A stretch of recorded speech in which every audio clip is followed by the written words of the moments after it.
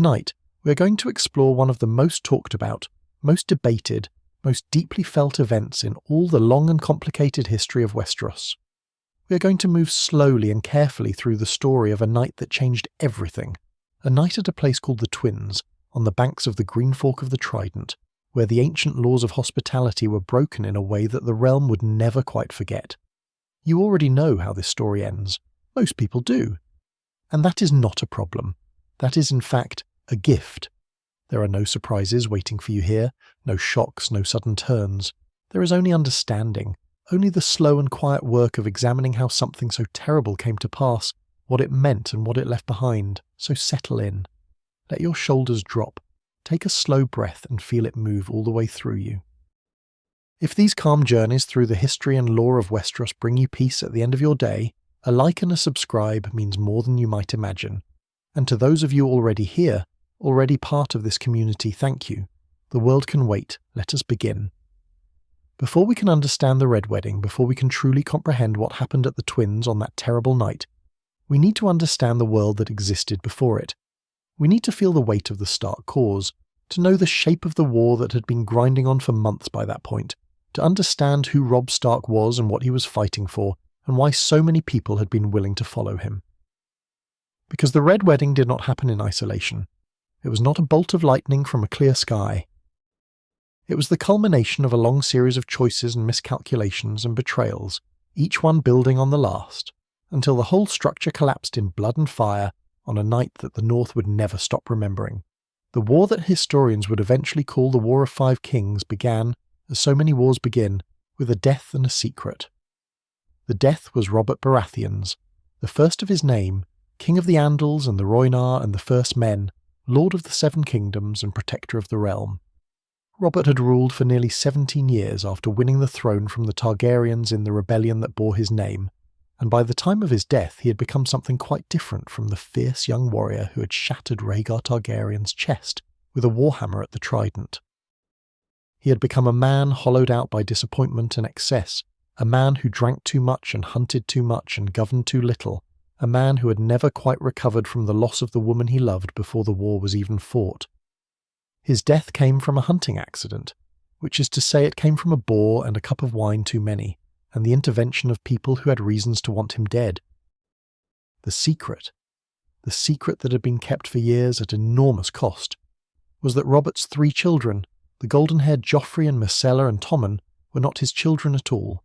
They were the children of Cersei Lannister and her twin brother Jaime, which meant that when Robert died, the person who sat upon the Iron Throne had no rightful claim to it, and everyone who mattered in the Seven Kingdoms was either about to discover this or already knew it. Eddard Stark knew it. Ned, as he was called, the Lord of Winterfell and Warden of the North, had come south at Robert's personal request to serve as Hand of the King, the man who actually ran the realm while the king hunted and feasted.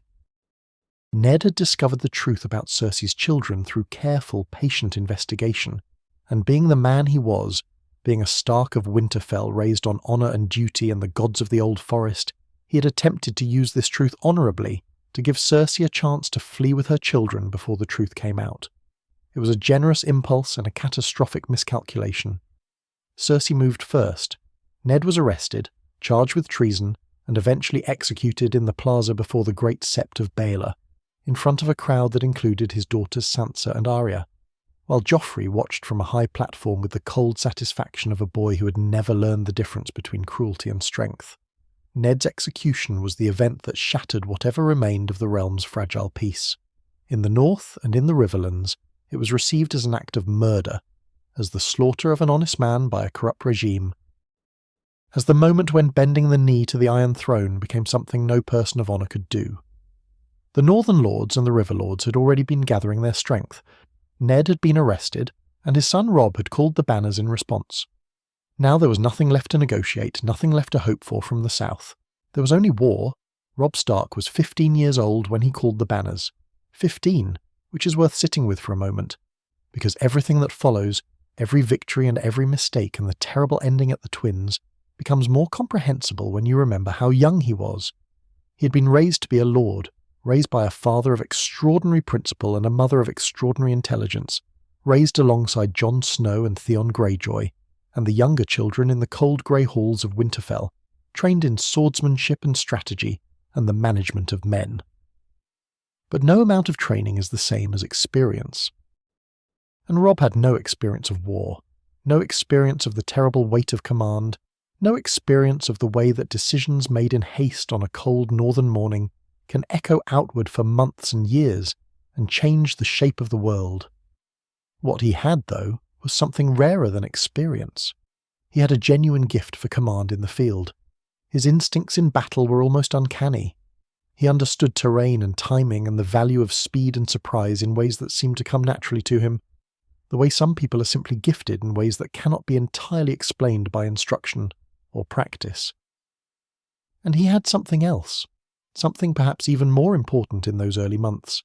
He had the love of his people.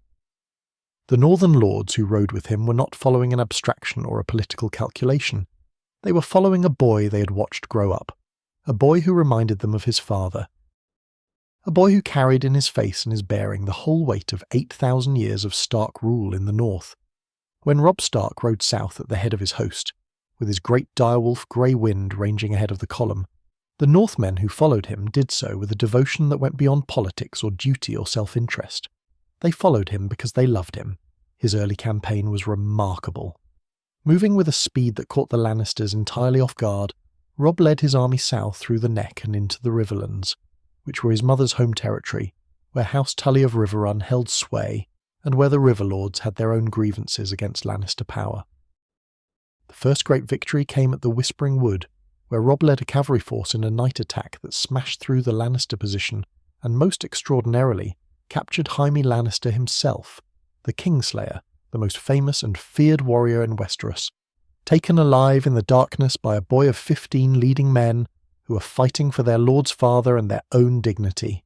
The Battle of the Camps followed immediately after, where Robb's infantry forces under Roose Bolton fell upon the Lannister forces besieging Riverrun and broke them utterly. In a single night, the strategic situation in the Riverlands had been transformed. The siege was lifted. Riverrun was free. The Lannister army in the west had been shattered, and a boy from Winterfell had done it all with audacity and speed and an almost frightening clarity of tactical vision. These victories produced an outpouring of emotion in the Stark camp that was entirely understandable and not entirely rational. When your cause is just and your general is winning and you have a great wolf ranging at your side and the cold northern stars overhead, it is easy to believe that the gods are with you, that right will triumph, that the story you are living inside of is the kind of story where the good people win. It was in this atmosphere of euphoria, in the aftermath of the victory at the Whispering Wood, that Robb's bannermen did something that had not been done in the north for nearly 300 years. They named him king in the north. Great John Umber's voice carried across the camp, declaring that the north needed no king but Robb Stark, and one by one the other lords had taken up the cry, and the thing was done before anyone had fully thought through what it meant. What it meant, among other things, was that Robb was no longer fighting for justice, no longer fighting to free his sisters and avenge his father. He was fighting for a crown now, for the independence of the north, for the separation of his kingdom from everything south of the Neck. It was a grander cause in some ways and a narrower one in others, and it brought with it obligations and complications that would take months to fully manifest. Complications that would eventually lead, by a long and winding road, to the Twins and the music that played there and the doors that would not open again. The men who followed Robb Stark came from the great houses and the small ones alike. There were Karstarks from Carhold, fierce men of the far north who carried their relationship to the Starks in their very name. There were Mormonts from Bear Island who had been sending their sons and daughters to fight for Starks for generations. There were Umbers from the Last Hearth, enormous men who were the first and loudest voices when it came time to name a king. There were Glovers and Tallhearts and Dustins and Risewells and dozens of smaller houses whose names are less familiar but whose loyalty was no less real. And there were Riverlords too, men of the Trident country who followed not from old northern loyalty but from the more recent and perhaps more fragile bond of shared enemies and shared cause. It is worth dwelling on these men for a moment, the men who filled Robb's host and kept his campaign alive through months of hard marching and harder fighting. They were not abstractions. They were husbands and fathers, men who had left farms and halls and families behind to follow their king. They had their own hopes and their own fears and their own reasons for being there. Some of them believed passionately in northern independence. Some of them were following their lord because that is what you did when your lord called the banners. Some of them were young men hungry for glory and adventure who had not yet learned what glory actually costs. All of them would be at the Twins when the music started. All of them would discover in those few minutes of terrible darkness exactly what their loyalty to the king in the north had brought them to. The war, as wars do, ground on, months passed.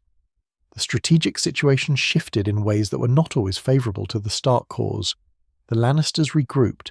Tywin Lannister, one of the most formidable strategic minds in the history of the Seven Kingdoms, adapted and planned and waited with the terrible patience of a man who understood that wars are won not just in battles, but in the long, slow exhaustion of your enemy's resources and will. The campaign that had begun with such brilliant speed began to settle into the grinding attritional logic of a prolonged conflict, which favoured the side with deeper coffers and more men to spend. Robb was winning on the battlefield and losing in the counting house, and he knew it, and so did the men around him.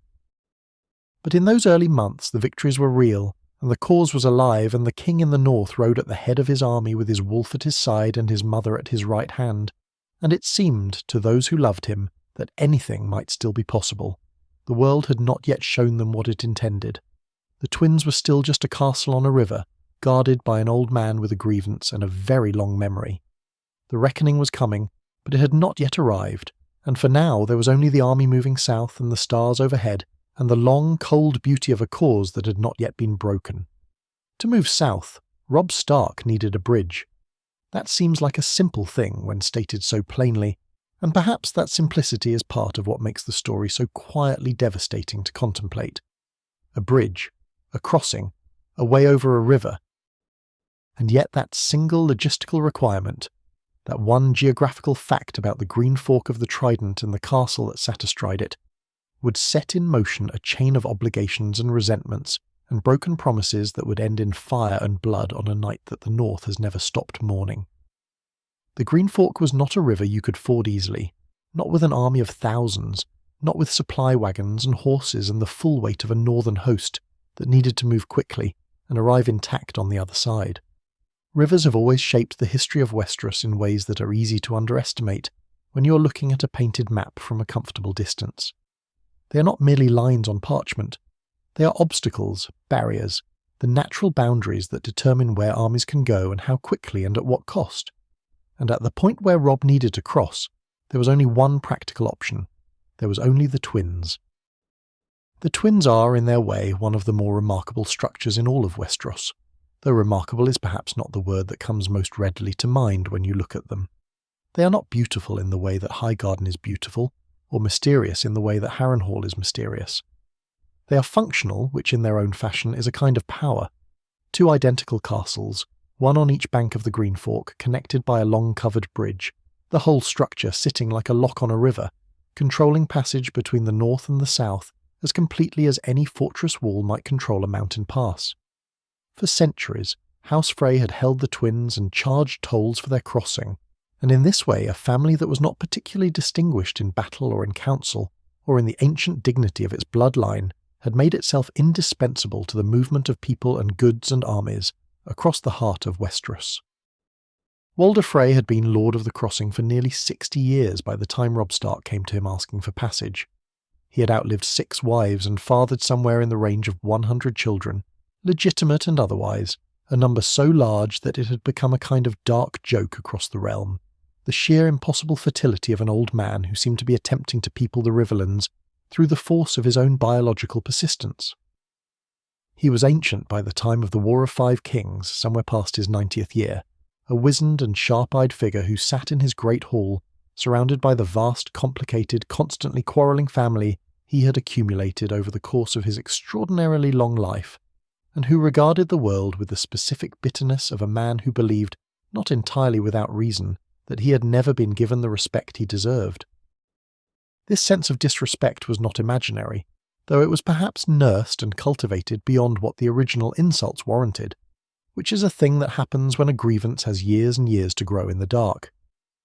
The great slight of Walder Frey's life had come during Robert's Rebellion, nearly 2 decades before Robb Stark was born, When Robert Baratheon rose against the Mad King and the realm split along lines of loyalty and interest, Walder Frey had waited.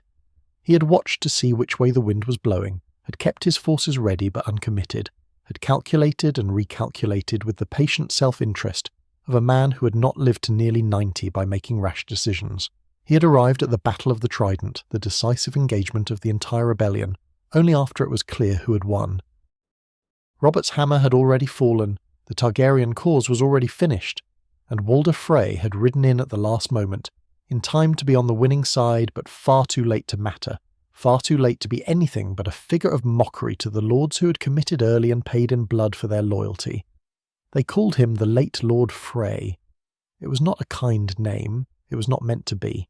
And Walder Frey, who had the memory of a man who has spent decades cataloguing his grudges and keeping them sharp, had never forgotten it. He had never forgiven the lords who whispered it, never forgiven the realm that laughed, never forgiven the system that rewarded ancient lineage and martial glory, while giving so little acknowledgement to the kind of patient, practical power that he had spent his life accumulating. The twins were his answer to all of it. "You may laugh at me," the castle seemed to say. Planted immovably across the only crossing for miles in any direction. But you will still come to me when you need to get to the other side. When Robb Stark came to him needing passage, Walder Frey understood immediately and completely what he held in his hands. This was not merely a logistical negotiation. This was the moment he had been waiting for, in some sense, for his entire long life. A king, or a boy who called himself a king, stood before him with an army at his back, and a war to fight and nowhere to go without Walder Frey's permission. The power in that room, in that moment, did not belong to the young man with the direwolf and the famous father. It belonged to the ancient sharp-eyed lord sitting in his chair, surrounded by his enormous family, smiling the smile of a man who finally has exactly what he wants. The terms that Walder Frey extracted were significant, and they are worth understanding in detail because they form the foundation upon which the entire subsequent tragedy was built. Robb would be permitted to cross the twins with his army. The Frees would contribute their own forces to the Stark host, a meaningful addition to Robb's strength. In exchange for these military and logistical contributions, two things were required. The first was that Arya Stark, Robb's younger sister, would be betrothed to a Frey son of Walder's choosing. The second, and the one that would matter most in the end, was that Robb Stark himself would marry a daughter or granddaughter of Walder Frey, the specific girl to be determined later, when the time was right. This was the oath that Robb swore. He swore it in good faith, or at least in the faith that a 15-year-old boy at war with half the realm is capable of, which is a kind of good faith that coexists with urgency, and the half-conscious hope that the future will somehow arrange itself more conveniently than the present. He needed the crossing. He needed the Frey swords. He gave his word, and the deal was made, and the army crossed the Green Fork, and the campaign continued. And for a time the weight of what had been promised perhaps settled a little lower in Robb's mind, as the immediate demands of war pressed in on every side. But oaths have a way of remaining present, even when they are not being thought about. They sit in the world with a kind of patient permanence, waiting for the moment when the person who swore them must either honour them or explain why not. And Walder Frey, who had been collecting and nursing grievances for the better part of a century, was not a man who would permit his oath to be quietly forgotten. He had daughters and granddaughters of marriageable age, and one of them was to be a queen, or at least the wife of a king, and that mattered enormously to an old man who had spent his whole life watching other houses rise in honour and dignity, while his own was tolerated rather than respected. It is worth pausing here to consider the nature of the promise Robb made, and what it meant in the context of Westerosi custom and culture. Marriage alliances were not merely social arrangements in the Seven Kingdoms. They were political contracts, binding in ways that went beyond the personal feelings of the individuals involved. A lord who promised his son or daughter in marriage to another house and then withdrew. That promise was not simply causing hurt feelings. He was breaking a covenant, a formal agreement between families, and in a society built on honour and the keeping of one's word. Such a breaking carried consequences that rippled far beyond the immediate parties. It damaged the reputation of the house that broke faith. It created enemies where there might have been allies. It told everyone watching that this lord's word could not be trusted, which in a world held together largely by oaths and pledges, and the shared belief that promises meant something, was an extremely serious statement to make about yourself. Robb Stark knew this. Catelyn Stark certainly knew it. Every lord in that army knew it. And yet the promise was made, and the army crossed, and the war went on, and the particular future toward which that promise was pointing remained, for a time, a problem to be managed rather than a catastrophe already set in motion. The crossing itself, when it came, was a military success. Robb's forces moved over the bridge and dispersed into the riverlands, and the Frey contingent that joined them was a genuine addition to the Stark host's strength. Whatever Walder Frey's personal qualities, however sharp his bitterness, and however long his memory, the soldiers he sent were real soldiers, and they fought, and they contributed to the series of victories that made Robb's early campaign so impressive. In the immediate transactional sense, both sides had gotten something from the bargain. Robb had his crossing, Walder had his promise. The account was not yet settled, but it was open, and both men knew it. What neither of them could fully know, or perhaps what Robb chose not to fully reckon with, was what else had been set in motion by those terms. The promise of marriage was not simply a future obligation. It was a relationship, a connection, a bond between House Stark and House Frey that carried its own weight and its own requirements. Walder Frey's daughters and granddaughters were real people with their own futures, and one of those futures was now, in theory, tied to the young king in the north. There were girls in the twins who perhaps began to imagine what it might mean to be queen, or at least to be the wife of a king. There were Frey men who began to calculate what their house's elevated status might bring them. There was an entire family, enormous and quarrelsome and long accustomed to feeling slighted, that now had a stake in a particular outcome, that now had something to lose if the promise was broken. This is the texture of the world that Robb Stark had committed himself to navigating, in addition to the actual war he was fighting. Managing Walder Frey's expectations, maintaining the relationship with the twins, honouring an old man's wounded pride and his entirely reasonable expectation that the word of a king would be kept. It was manageable, in theory. It was the kind of thing that careful, experienced statesmen navigate all the time. The problem, as we shall see, was that Robb Stark was 15 years old and falling in love and fighting a war, and the combination of those three things would prove to be more than any promise could survive. But before we arrive at the breaking of the oath, there is one more thing to sit with, one more element of this story that deserves careful attention. It is perhaps the most ancient and the most solemn element of all. It is the law of guest right, and it matters here because it matters to everything that follows. Guest right is one of the oldest customs in Westeros. It predates the Faith of the Seven, predates the Andal invasion, reaches back into the deep history of the First Men and their traditions, back to an age when the world was wilder and more dangerous, and the warmth of a fire and a roof and a shared meal were not to be taken for granted. The law is simple in its expression and profound in its implications. When a guest passes beneath a host's roof and eats their bread and salt, a bond is formed. The host is sworn to protect the guest. The guest is sworn to do no harm to the host. Whatever enmities exist between them outside that threshold are suspended within it. The hearthfire burns away the blood feud, at least for the duration of the hospitality. The gods, both the old gods of the First Men and the Seven of the Andal faith, are understood to observe this bond and to exact terrible punishment upon those who violate it. The histories of Westeros contain stories of what happened to those who murdered guests or hosts, stories that are dark and exemplary, and meant to be remembered, meant to be told to children so that even the very young understand that some lines simply cannot be crossed. There is something deeper than law in this custom, something that touches on the fundamental social contract that makes civilization possible at all. If you cannot trust that the roof over your head and the food in your hand means safety, then no one is ever truly safe anywhere, and the whole fragile structure of human community begins to come apart. When Robb Stark and his army came to the twins for the second time, the time that would be the last time, they came as guests. They crossed the threshold. They ate the bread and salt that were offered to them, and in doing so they placed themselves within the protection of a law so old and so sacred that most people in Westeros had probably never fully imagined it being violated. The Freys were not beloved. Walder Frey was not respected. But surely, even a man as bitter and calculating as the Lord of the Crossing would not do what could not be undone. Would not reach across the table where the bread had been broken and do the thing that every god and every tradition, and every ancient story said must never be done.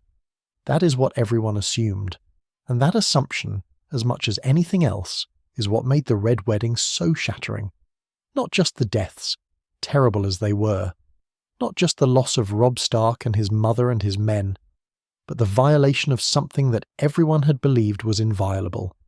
The discovery that even the oldest law, even the bread and salt and the hearth fire could be set aside in the service of ambition and resentment. It was the kind of knowledge that, once acquired, cannot be unacquired. Westeros would know, ever after, that there was no threshold safe enough, no meal sacred enough, no custom old enough to be truly beyond the reach of a man who had decided that getting what he wanted mattered more than everything else. That knowledge would live in the realm for a very long time. It lives there still. The promise was made, and the army crossed, and the war continued its grinding, hungry work across the length and breadth of the Riverlands. And then, in the way that things happen when young men are far from home and carrying grief they have not yet learned how to hold, the promise was broken. It did not happen all at once. It never does. The breaking of an oath is rarely a single dramatic moment, a clean decision made in full awareness of its consequences. It is more often a series of smaller moments, each one feeling necessary or inevitable, or at least forgivable in itself, until you look back from a sufficient distance and see that the thing is done and cannot be undone. What happened to Robb Stark was something very like this. Though it had at its centre an event so sudden and so raw that perhaps a single moment is not entirely the wrong way to describe it after all. The news came in the way that the worst news always seems to come, at a time when the person receiving it is already carrying as much as they can hold. Robb was deep in his campaign, managing the endless, complicated machinery of a war being fought across multiple fronts, when word reached him that Winterfell had fallen. Theon Greyjoy, who had been Robb's ward since childhood, practically his brother in the way that boys who grow up together in the same grey halls become brothers, whether they share blood or not, had taken the castle, had taken it with iron-born reavers, had seized the home that Robb was fighting to protect, had done the incomprehensible thing of turning against the family that had housed and fed and educated him for nearly a decade. And worse, far worse, word came that Bran and Rickon, Robb's two youngest brothers, had been killed. Their bodies, charred beyond recognition, had been displayed on the walls of Winterfell as a statement of conquest. We know now, as Robb did not know then, that the bodies were not Bran and Rickon. We know that his brothers were alive, moving north in the darkness with their own desperate purposes. But Robb did not know this, could not know this, and the grief that descended on him in the aftermath of that news was the grief of a young man who believed he had lost his home and his brothers in a single stroke, who believed that while he had been out fighting for his family, the family itself had been taken from him. It was the kind of grief that does not leave room for careful calculation. It was the kind of grief that reaches for whatever warmth is nearest. What was nearest, in the camp of a king fighting a war in the Riverlands, was a young woman named Jane Westerling.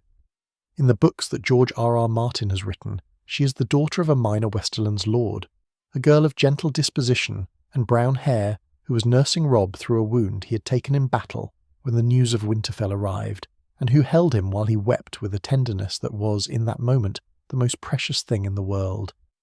In the show, she becomes Talisa Megia, a healer from the free city of Volantis, a woman of considerable intelligence and conviction who had come to Westeros and found herself in the middle of a war, tending the wounded with the directness and compassion that Robb found irresistible from the moment they met.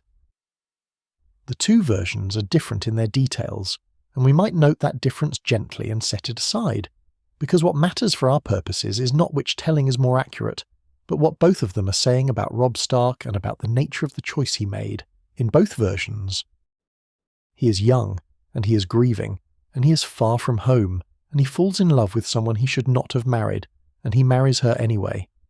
In both versions, the reasons are comprehensible, even if the consequences are terrible. In both versions, Robb Stark chooses the person in front of him over the obligation he has already made, and the world bends in response. He married her in secret, or at least without the announcement and ceremony that a king's marriage required. The exact circumstances of the wedding are not fully documented in the histories, which is perhaps appropriate for an act that was itself a kind of private defiance of public obligation. What matters is that when word of the marriage spread, as it inevitably did, the political implications were immediate and severe. Robb had broken his oath to House Frey. The girl he had promised to marry, whatever Frey daughter or granddaughter had been designated as his future bride, would not be queen after all. The old man at the Twins, who had been nursing his grievances for 60 years and had finally seen his chance for elevation and had given his soldiers and his bridge and his word in exchange for a promise, had been made to look a fool. Catelyn Stark's reaction to the news was complex in the way that only a mother's reactions to her child's mistakes can be complex, layered with love and frustration and genuine fear in proportions that shifted with every passing hour. She understood, in the cold political part of her mind that had been trained by years of watching her father Hoster Tully manage the endless complicated diplomacy of the Riverlands, exactly what this meant. She understood that the Freys were insulted in a way that would not be easily repaired, that an old man's pride was a particularly dangerous thing to wound, that the alliance which had made Robb's campaign possible had been placed in serious jeopardy by a decision made in grief and desire without sufficient thought for the consequences. But she was also his mother, and there is a part of every mother that wants to stand between her child and the consequences of his choices, even when she knows that consequences cannot be outrun indefinitely. Even when she knows that the kindest thing she could do is to help him face what he has done rather than soften it. Catelyn did both, in the way that complicated people do both things at once. She was angry with him in the way of a woman who sees clearly what has been lost, and she loved him in the way of a woman who cannot stop loving her son no matter how badly he has frightened her. Her own grief was present throughout all of this, a constant undertow beneath the political calculations and the strategic assessments. Ned was dead. Sansa was a hostage in King's Landing, captive to the Lannisters and their cruelties. Arya had vanished, and no one knew where she was or whether she was alive. Bran and Rickon, she believed, were dead. Of her 5 children, only Robb remained to her in any immediate and physical sense. Only Robb was here, riding at her side, alive and warm and capable of being argued with, which is a form of loving someone that only parents fully understand. To lose him too, to watch him being guided by his heart toward decisions that his head should have overruled, was a particular kind of suffering that has no adequate name. She had made her own catastrophic decisions, of course. Earlier in the war, before the campaign had properly begun, she had made the choice to take Tyrion Lannister prisoner when she recognised him at an inn on the King's Road, believing that he had been responsible for the attempt on Bran's life in Winterfell. It was a decision made from the same place that Robb's decision came from, a place of love and grief and the fierce protective instinct of a parent, and it had contributed to the escalation that led to open war. She understood, perhaps more clearly than most, how choices made from love rather than strategy could have consequences far beyond what the person making them intended. She carried that understanding with her, a kind of private knowledge about the cost of acting from the heart in a world that does not reward it. The attempts to repair the damage to the Frey alliance began almost immediately, because everyone involved understood that the damage needed to be repaired, and that the longer it was left unaddressed, the harder it would become to address at all. Robb sent envoys to the Twins bearing apologies and offers of restitution. He acknowledged that he had broken his word and offered what compensations he could. He proposed that his uncle Edmure Tully, the heir to Riverrun and a man of relatively good standing, should marry a Frey girl in his place, a union that would still tie the two houses together and still bring the Freys the elevated status that Walder had been seeking, even if it was not quite the queenly match he had been promised. This was, in the cold light of political calculation, a reasonable offer. It did not give Walder everything he had been promised, but it gave him something substantial. A Tully husband for one of his daughters, a connection to one of the oldest and most respected houses in the Riverlands, a formal acknowledgement that House Frey was worth allying with at the highest levels of the nobility. For a man who had spent his life feeling overlooked and mocked, this was not nothing.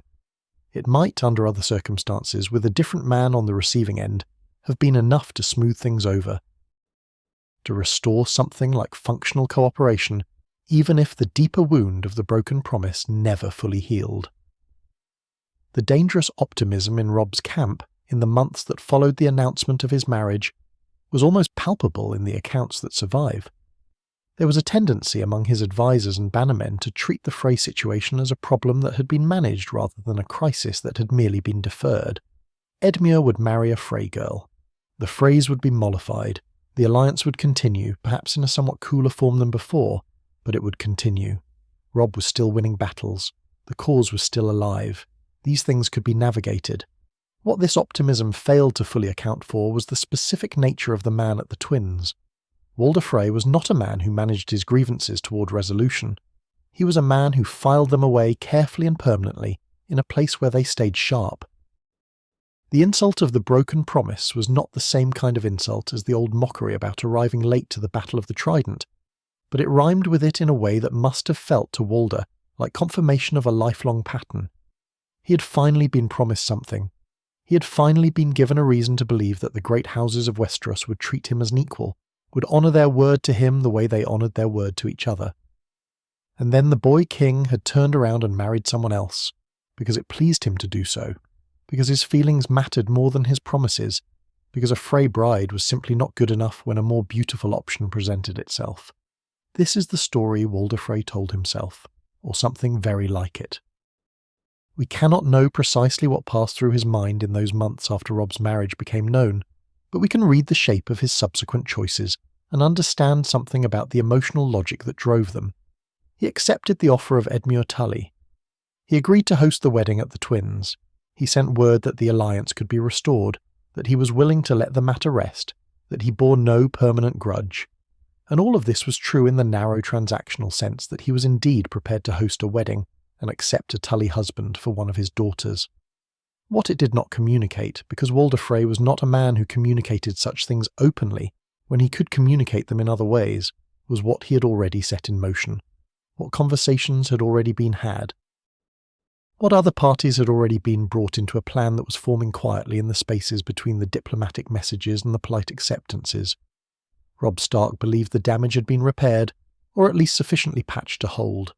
Catelyn was less certain, though her uncertainty was more a matter of instinct than specific knowledge. She had lived long enough and watched enough negotiations to know the difference between a man who has genuinely forgiven something and a man who is waiting for the right moment. But the war demanded decisions, and the strategic situation in the Riverlands required the Frey alliance, and there was no good alternative to accepting Walder's apparent reconciliation at face value and proceeding as though the matter were settled. And so the army began to move toward the Twins again, toward the bridge and the old man and the wedding feast that was being prepared. And Robb rode at its head with his wife and his wolf and his mother and his bannermen, carrying with him the accumulated weight of a broken promise and a patched alliance and the dangerous optimism of a young king who had won enough battles to believe that things would continue to work out, that the story he was living in was still the kind of story where good people, even when they made mistakes, were ultimately protected by the rightness of their cause. He had not yet learned what his father had learned too late, what the world of Westeros teaches with terrible consistency to those who are not paying close enough attention.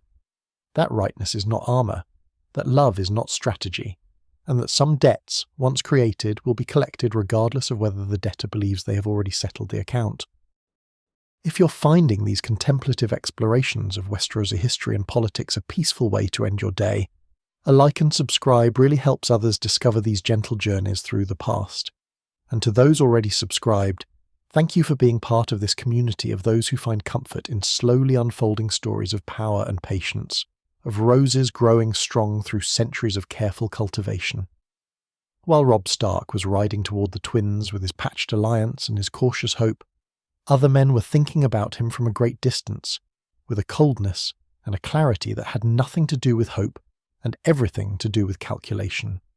To understand the Red Wedding fully, to trace it back to its deepest roots, we need to spend some time with those other men, the ones who did not fight in the open field, who did not ride with banners flying and wolves at their sides, but who moved through the world in quieter and more deliberate ways, building the architecture of what was coming brick by careful brick. The most important of these men was Tywin Lannister. Tywin was, by almost any measure, the most formidable political mind of his generation in Westeros. He had been Hand of the King to Aerys II, the Mad King, for the better part of 2 decades, and in that time he had effectively run the Seven Kingdoms, while Aerys descended into paranoia and cruelty, and the specific madness that comes from too much power held for too long without accountability. Tywin had built the Lannister reputation into something that approached legend, had made the Lion of Casterly Rock synonymous with wealth and ruthlessness, and the particular kind of authority that does not need to announce itself because everyone in the room already feels it. When he walked into a space, the space changed. When he spoke, people listened with the full attention of those who understand that the person addressing them is not making suggestions. He was not a man given to sentiment, or at least not to the expression of it. His wife Joanna had died giving birth to Tyrion, and something in Tywin had calcified around that loss, in a way that made him harder and colder, and less capable of the ordinary warmth that makes powerful men bearable to be around. He loved his children in the way that a man who has difficulty with love loves things, which is to say fiercely and possessively and with enormous expectations that were rarely met to his satisfaction. Cersei he respected, in a limited way, while also treating her as a commodity to be deployed in the service of Lannister interests. Jaime he had adored, the golden son, the one who seemed to embody everything the Lannister name was supposed to mean. Until Jaime had chosen the Kingsguard over the inheritance of Casterly Rock and broken something in Tywin that never quite mended. Tyrion he could barely look at, the dwarf who had killed his wife by being born, who embarrassed the family with his appetites and his sardonic intelligence, and his refusal to be anything other than exactly what he was. But whatever Tywin felt or did not feel about his children, he was absolutely clear-eyed about the war. He understood the strategic situation with the kind of comprehensive, unsentimental precision that comes from decades of experience managing complicated problems. He knew that the Lannister position, though strong in many respects, had vulnerabilities that needed to be addressed. The Stark-Tully alliance in the north and the Riverlands represented a genuine threat, not because Robb Stark could defeat the Lannisters in open battle indefinitely, but because a prolonged war of attrition would cost enormously in gold and men and political capital, and because the longer the conflict continued, the more opportunities it created for the other players, the Tyrells, the Martells, the various smaller houses calculating their interests, to shift the balance of power in ways that might not favour Casterly Rock. The conventional military solution to the Stark problem was to keep fighting and absorb the losses until the northern cause exhausted itself. This was viable. The Lannisters had deeper resources than the Starks, and time, in wars of this kind, generally favoured the wealthier side. But it was slow and expensive and uncertain, and Tywin was not a man who embraced slow and expensive and uncertain when a more elegant solution was available. What he wanted was a way to end the northern threat decisively, completely, without the open-ended cost of continued pitched battles, in a manner that would serve as a clear and permanent lesson to anyone else who might consider raising a banner against the Lion. It was in this context that the conversation with Roose Bolton becomes legible, or rather, the series of communications, the quiet exchanges of ravens and messages and carefully worded proposals, through which Tywin Lannister and the Lord of the Dreadfort arrived at an understanding that would reshape the history of the North. Roose Bolton requires his own careful introduction, because he is in many ways the most purely cold figure in this entire story, which is saying something given the company he keeps. He was a man of middle years, pale and soft-spoken, with the kind of stillness about him that reads, to those who do not know him well, as calm, and reads, to those who do, as something considerably more unsettling. He had been one of Robb's most senior commanders throughout the campaign. A lord of sufficient standing and military experience that his counsel carried weight, and his presence in the host was considered an asset. He had fought at the Green Fork, had managed the Stark forces in the eastern theatre of the war with competence if not brilliance, had been at Robb's side through months of difficult campaigning with apparent loyalty. But Roose Bolton was not loyal. He had never been loyal in the way that the word is usually meant, not loyal in the way that the northern lords who wept for Ned Stark were loyal, not loyal in the way that the men who called Robb their king and meant it were loyal. He was a man who assessed situations with the specific detachment of someone who does not have strong feelings about outcomes, except insofar as outcomes affect his own position. He had followed Robb Stark because following Robb Stark had seemed, for a time, like the most promising path available to a northern lord with ambitions. When it stopped seeming like the most promising path, he began to look for other options, House Bolton's history with House Stark was long and dark and complicated in ways that went far beyond the ordinary rivalries of northern lordship. The Boltons had for centuries been the most powerful rivals to Stark dominance in the north, and the sigil of their house, a flayed man on a field of pink, spoke plainly enough to their methods and their disposition.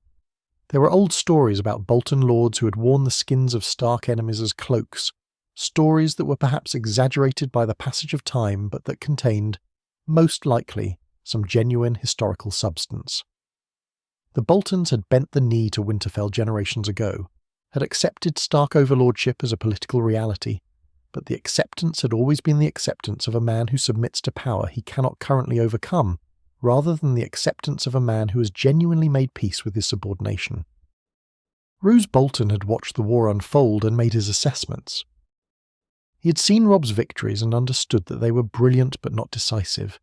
He had seen the strategic position eroding, slowly but unmistakably, as the months passed, and the Lannister resources proved deeper than the Stark ones. He had seen the breaking of the Frey oath and understood, with the cold clarity of a man who thinks about these things professionally, what it meant for the long-term viability of the Northern cause. And he had, at some point that the historical record does not precisely document, begun to communicate with Tywin Lannister about what might be arranged. What Tywin could offer Roose was straightforward and enormously attractive: the wardenship of the North, the position that had been held by Stark since before the conquest, since the ancient days of the Kings of Winter. The highest title available to a Northern lord was now within reach for a man willing to do what needed to be done. Beyond the title there was land, legitimacy, Lannister backing for Bolton rule in the North, the guarantee that the new order would be supported from King's Landing with all the resources that implied. For Roose Bolton, who had spent his life in the shadow of Winterfell's grey towers, this was not a difficult calculation. It was, in the language of a man who understood the world as a series of opportunities to be exploited or missed, an obvious move. What Roose could offer Tywin was equally straightforward: access, proximity, the ability to be in the right place when the time came, with the right men, with knowledge of the Stark host's dispositions and vulnerabilities that no outside agent could easily obtain. And crucially, the participation of the Freys, whose grievance against Robb was genuine, and whose control of the twins made them the essential instrument of whatever plan was being constructed. The Frey dimension of the conspiracy is the one that Walder himself would have driven, or at least enthusiastically endorsed, because it satisfied needs that went beyond the merely political. Walder Frey wanted more than land and titles, though he wanted those too. He wanted what he had always wanted and never quite gotten, which was to be taken seriously, to be treated as a man whose word mattered, and whose dignity could not be casually set aside by young kings who found better options. The Red Wedding in his calculation was not simply a political act, it was a demonstration. It was Walder Frey finally showing the realm what happened to people who broke faith with the Lord of the Crossing. It was the man who'd been called the late Lord Frey for 2 decades finally making a move that no one would ever laugh at, even if they feared and hated it. The shape of the conspiracy that emerged from these various interests and communications was elegant in its construction and terrible in its implications. The Freys would invite Robb to the twins for Edmure's wedding, which was a genuine enough offer and addressed a genuine enough strategic need for Robb to accept it without suspicion. The hospitality of the twins would be extended, the bread and salt offered, the ancient protections invoked, and then, when the guests were inside and the doors were closed and the moment was right, the protections would be violated and the thing that the histories would call the Red Wedding would be done. It is worth noting what the conspirators understood they were undertaking. This was not a plan that anyone could have been confused about the nature of. Killing guests beneath your roof, murdering men who had eaten your bread and accepted your salt, was not a grey area in Westerosi law or custom or religion. It was among the most absolute of prohibitions, the violation of one of the oldest and most fundamental laws in the culture. The men who planned this event knew what they were doing. They had decided, each in his own way, that what they stood to gain was worth the price of doing it. Tywin, characteristically, would have thought about this in terms of necessity and effectiveness rather than morality. The northern threat needed to be ended. This was the most efficient way to end it. The violation of guest right was regrettable in the abstract, but the alternative was more war, more deaths, more uncertainty, and Tywin Lannister was not a man who allowed the abstract to interfere with the concrete when outcomes were at stake. He had sacked King's Landing at the end of Robert's rebellion, had let his men rape and kill through the city as a demonstration of what Lannister power meant in practice. He had ordered the deaths of Rhaegar's children. He had done, throughout his long and formidable career, the things that needed doing, and he had done them without the hand-wringing that he considered a luxury of people who did not have to bear real responsibility. Roose Bolton would have thought about it in the way he thought about everything, which was with a kind of dissociated pragmatism that did not engage with the moral dimensions of the question at all. Guest right was a custom. Custom served purposes. When a custom stood between you and an outcome you required, you weighed the costs of violating it against the costs of observing it, and you made your decision accordingly. The gods, if they existed, were a factor to be considered in the long-term calculation, but Roose Bolton seems to have been a man who found the long-term calculation of divine retribution somewhat less pressing than the immediate calculation of political survival and advancement. Walder Frey's relationship to the guest right question was perhaps the most complicated of the three, because he was the one who would be violating it most directly, in his own hall, at his own table. He was old enough and cynical enough to have few illusions about the sacred nature of the law, but he also understood, with the shrewdness that had kept him alive and in power for nearly a century, that what he was planning would have consequences. He would be hated for it. That was certain. But he had been mocked for 60 years, and mockery had not prevented him from accumulating power and family and the control of the most important river crossing in the Riverlands. Perhaps being feared was not so much worse than being mocked. Perhaps in the arithmetic of a very old man with not many years left and a very large family to establish in positions of comfort and security, being feared was actually preferable. All of this was set in motion while Robb Stark was busy being hopeful. While he was managing his campaign and tending to his wife and planning the visit to the twins that would formalise the restored alliance and celebrate Edmure's wedding, the architecture of his destruction was being built in the spaces he could not see. Communications were travelling by Raven between the Dreadfort and King's Landing. Conversations were being had at the twins in rooms where the doors were kept closed. Soldiers were being quietly briefed and weapons were being quietly prepared, and the specific logistics of what was coming were being worked out with the kind of care and thoroughness that complex operations require. The deterioration of Robb's broader strategic position during this period accelerated these calculations and made the conspirators more confident in their timing. The Ironborn alliance, which Robb had hoped to use to apply pressure from the west while he fought in the Riverlands, had collapsed entirely with Theon's betrayal. Winterfell was occupied and then burned, its fate rendering the symbolic heart of northern power a ruin. The northern bannermen who had followed Robb with such enthusiasm in the early months of the war were growing tired, growing uncertain, looking toward home and wondering whether the sacrifices were worth what they were achieving. The Stark cause was not finished, but it had lost the bright momentum of its early victories and acquired in its place the grey, grinding quality of a war that has gone on longer than anyone intended. Robb knew this. His commanders knew this.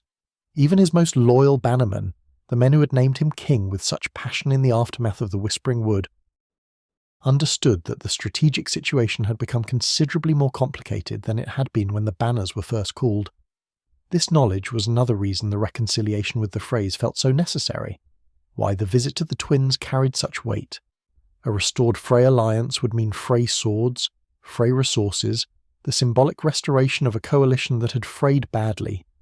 It would be a statement that the cause was still viable, still attracting support, still capable of holding together the network of alliances on which any extended military campaign depends. And so Robb moved toward the twins with hope, and the men waiting for him at the twins prepared with purpose, and between these two very different kinds of forward motion, there was a distance that was closing with every passing day. With every league of road covered and every raven exchanged and every quiet conversation held behind closed doors, the river flowed, the seasons turned.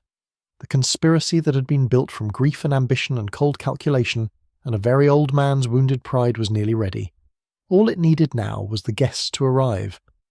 The road to the twins was not a short one, and the army that travelled it was not the same army that had crossed the Green Fork in those bright early months of the campaign, full of northern pride and the intoxicating certainty of a cause that felt righteous and unstoppable. That army had been lean and fast and electric with purpose. This one was wearier.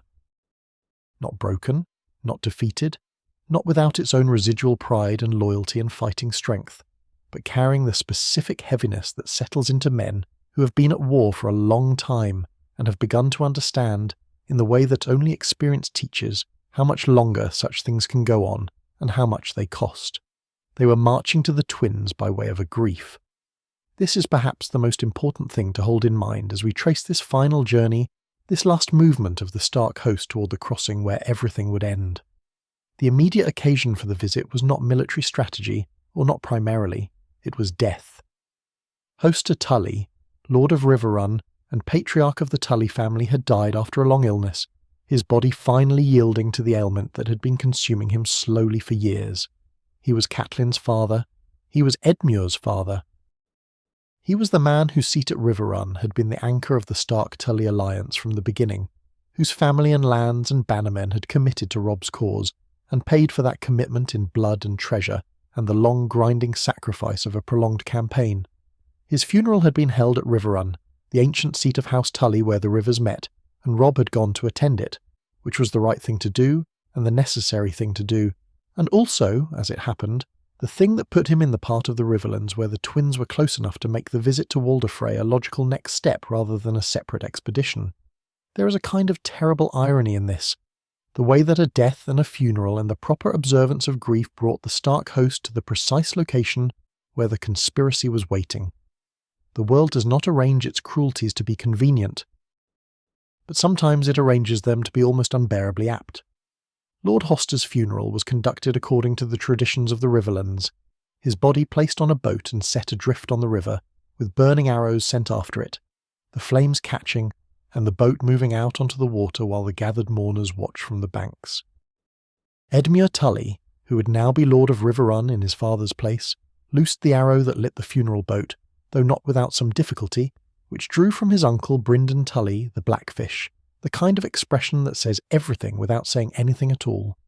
It was a small, very human moment in the middle of enormous events, the kind of detail that history usually discards, but that those who were present would remember for the rest of their lives, however long or short those lives turned out to be. Catelyn stood at the riverbank and watched her father's body drift away on the current, and whatever she felt in that moment, whatever private grief she carried it in the way she carried everything, with the composed exterior of a woman who understood that there was no space, in the middle of a war, to fully feel the things she needed to feel. She had been composed through so much. Through Ned's arrest, through his death, through the loss of her children one by one into the various catastrophes that the war had produced. She had been strong and practical and clear-eyed when clarity was required, and she had saved her falling apart for the private hours when no one needed her to be anything in particular. She was still doing this. She would still be doing it on the night at the Twins. The Stark host rested at Riverrun for the period that mourning required, and then, with the gentle but inexorable logic of a campaign that could not afford to pause indefinitely, it began to move again. The road from Riverrun to the Twins followed the line of the river, moving northeast through the Riverlands, through country that had been fought over and marched through and provisioned from for months, country that bore in its churned fields and emptied granaries and cautious, watchful villages the marks of what prolonged war does to the land and the people who live on it. The soldiers who marched through it would have seen these marks and recognized them, and perhaps felt, in the way that soldiers do feel such things, a kind of dull accumulated guilt about the gap between what they were fighting for and what their fighting was doing to the places they passed through. The mood of the host during those final marching days is worth dwelling on, because it is a mood that the sources describe with enough consistency to feel reliable. There was a cautious optimism present, the kind of optimism that people who have been disappointed before allow themselves only carefully and with explicit awareness of its fragility. The reconciliation with the Freys had been negotiated. Edmure was willing to marry a Frey bride. Walder had sent word that the alliance could be restored. These were positive developments, the first positive political development in some time. And the men who had been watching the strategic situation erode could be forgiven for wanting to believe that the tide might be turning. But beneath the cautious optimism there were other feelings, less comfortable, less easily named. Some of the lords who rode with Robb had private doubts they did not fully articulate even to themselves. The campaign had gone on a long time. Homes had been left behind. Families had been left behind. The cause that had seemed so clear and so righteous in those first weeks, when the king in the north was riding fresh victories and the Lannister position looked genuinely vulnerable, had acquired in the intervening months a complexity and a cost that had not been apparent at the outset. None of them would have said, if asked directly, that they regretted following Robb Stark, but some of them were tired in ways that went beyond physical fatigue. Tired in the bone-deep way of people who have been sustained by belief for a long time, and are beginning to wonder, quietly and not quite consciously, whether the belief is still enough. Robb himself presented to those around him the bearing of a man who had not stopped believing. He was a young king who had made mistakes and knew it, who carried the weight of those mistakes visibly in the set of his shoulders and the quality of his silences, but who had not broken under the weight and did not intend to. He was going to the Twins to make things right with Walder Frey, to restore what had been damaged, to demonstrate that he could acknowledge error and move past it, and continue building the coalition that his cause required. He was 20 years old, or somewhere thereabouts, and he had been a king for more than a year. And he had the quiet determination of a young man who has learned more about the world than he wanted to, and has decided to keep going anyway. His wife travelled with him. This detail is significant and was in retrospect recognised as a decision that compounded the tragedy in ways that did not need to be compounded. Bringing her to the Twins, to the hall of the man who had been promised a different bride in her place, was not a diplomatic choice. It was a human choice, the choice of a husband who did not want to leave his wife behind, who perhaps also felt in some complicated way that presenting her to Walder Frey as a person, rather than as an abstraction, might soften the old man's resentment. Or perhaps Robb simply wanted her with him. Young men in love do not always make their decisions for strategic reasons, and Robb Stark had never been primarily a strategic creature. He was a person who felt things and acted on what he felt, and what he felt about his wife was that he wanted her near him. Catelyn's feelings about this arrangement are not recorded with complete clarity, but what we can infer from her general disposition toward the entire Frey enterprise suggests that she was not fully at ease. She had the instincts of a woman who had grown up in the Riverlands and understood something about Walder Frey that the northern lords around her perhaps did not fully appreciate. She knew the kind of man he was. She had been navigating the complicated social world of Westerosi nobility her entire adult life, had learned to read the specific textures of courtesy and resentment that powerful men displayed when they were performing graciousness while feeling something else entirely. She had no specific knowledge of what was being planned, but she had an unease that she would later recognize in the few terrible minutes when recognition was still possible, as something very like prescience. There is an account, perhaps embellished by the time it was recorded, of Catelyn expressing her disquiet to Robb during the march, telling him that something felt wrong without being able to say precisely what or why, receiving in return the patient reassurance of a son who loved his mother and also believed that the situation was under control.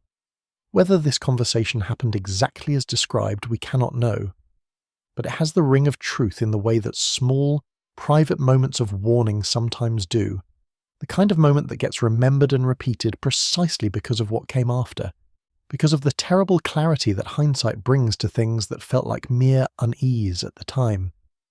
The arrival at the Twins came after days of marching, the castle resolving itself out of the flat Riverlands landscape, with the particular grey solidity of a structure built to endure rather than to impress. The two keeps on either side of the river, the long bridge connecting them, the whole apparatus of the Frey crossing, standing as it had stood for hundreds of years, immovable and functional and entirely indifferent to the human drama that was about to unfold within its walls. Rivers do not care about history. Castles, made of stone and mortar and the labour of long-dead men, do not care either. Only the living care, and some of the living on that day of arrival, cared in ways that the others could not yet perceive. Walder Frey received them with the elaborate, slightly performative hospitality of a man who has been told to be welcoming and is being welcoming with a thoroughness that is almost its own kind of statement. The great hall was prepared. The tables were laid. The fires were lit against the autumn chill. There were Freys everywhere. The enormous, sprawling, constantly subdividing family that Walder had accumulated over his long life. Sons and daughters and grandsons and granddaughters and great-grandchildren and bastards and the various hangers-on and in-laws and minor connections that attach themselves to large noble houses like moss to stone. The first evening passed in the way that such evenings pass when all parties have agreed, at least on the surface, to let bygones be bygones. There was food and there was drink, and there were the formal courtesies exchanged between host and guests, the ritualized performance of goodwill that Westerosi noble culture had developed over centuries precisely because so many of the people performing it were doing so despite genuinely wanting to be somewhere else, or doing something else entirely. Walder was sharp and sardonic in the way of a very old man who has stopped caring about the impression he makes, making comments about Robb's bride that were not quite insults and not quite observations. Skating along the edge of rudeness with the confidence of someone who knows that the guests cannot leave. That last detail is worth sitting with. The guests could not leave. Not easily, not quickly, not without the political cost of appearing to have refused Walder's hospitality after having accepted it. They were committed by their own strategic needs to remaining at the Twins for the duration of Edmure's wedding, and Walder knew this. And this knowledge was present in the room the way that certain kinds of knowledge are present, not spoken, not acknowledged, but felt by those sensitive enough to feel it. Catelyn felt it, perhaps. Robb, absorbed in the logistics of the visit and the management of his bannermen and the accumulated demands of being the person everyone looked to for direction, may not have felt it as acutely. Edmure Tully, the groom, was introduced to his bride. Her name was Rosalind Frey, and she was, by the accounts of those present, unexpectedly lovely. A gentle-faced young woman who bore the wedding with a composure that was later understood to be the composure of someone who knew what was coming and had been carrying that knowledge alone for however long the plan had been in motion.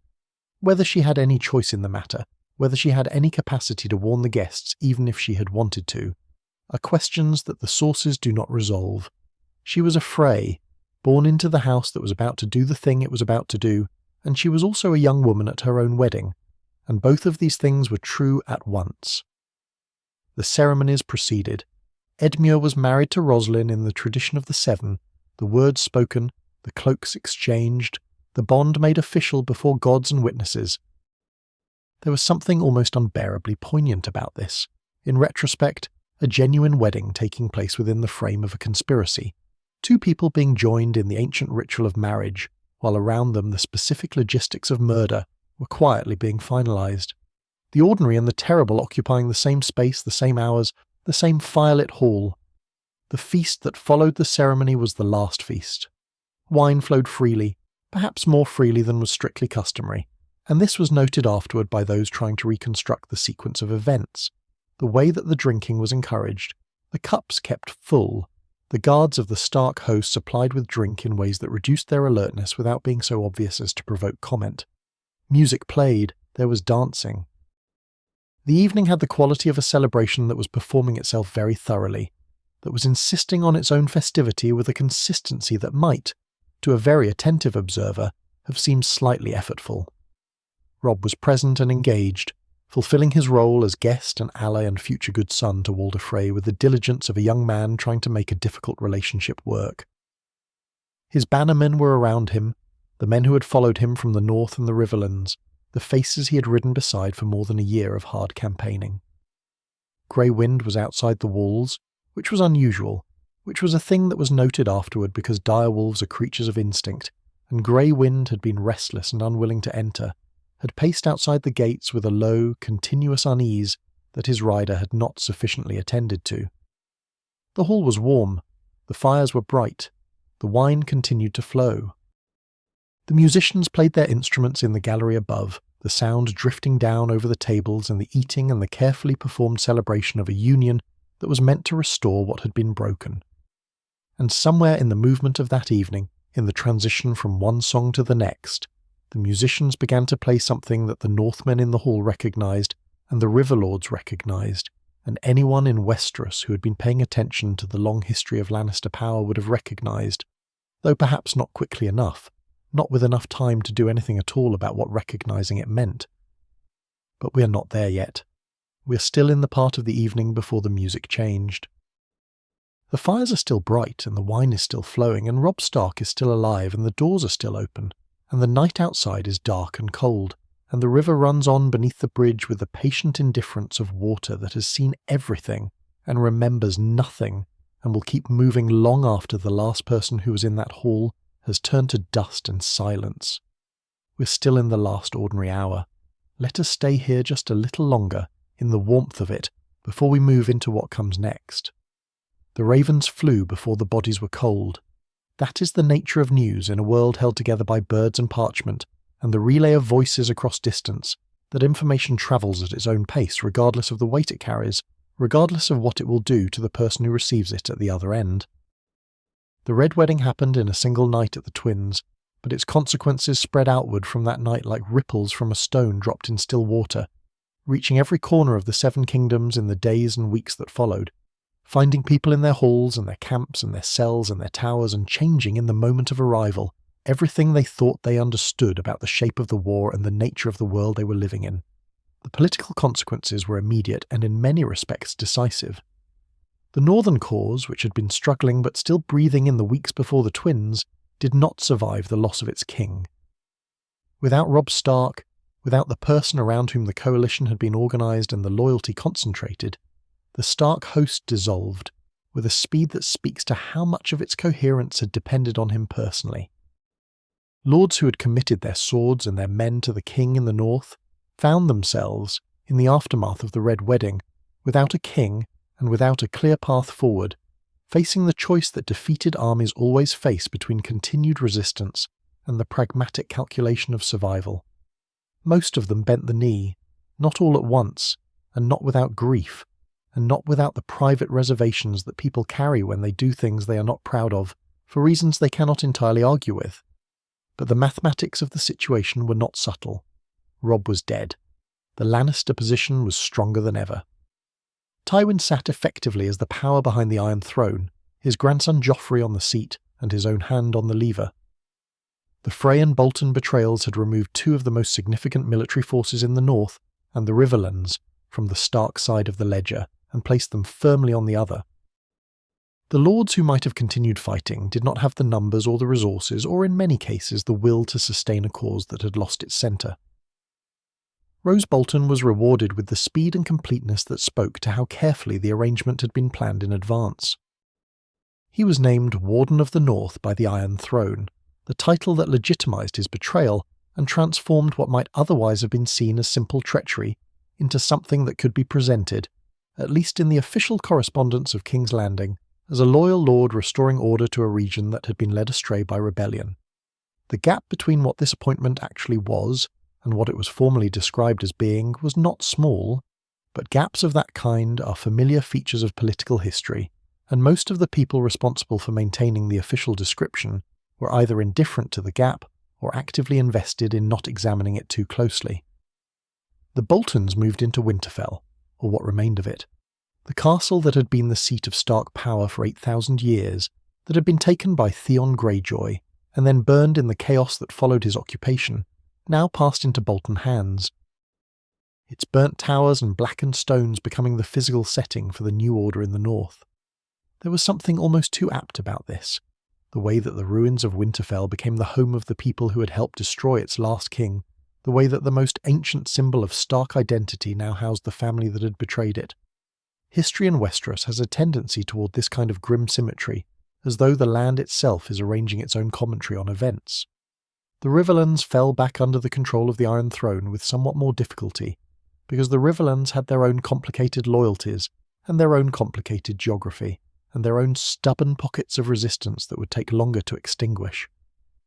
But the broad shape of the outcome was clear from the moment the news of the Red Wedding spread through the region.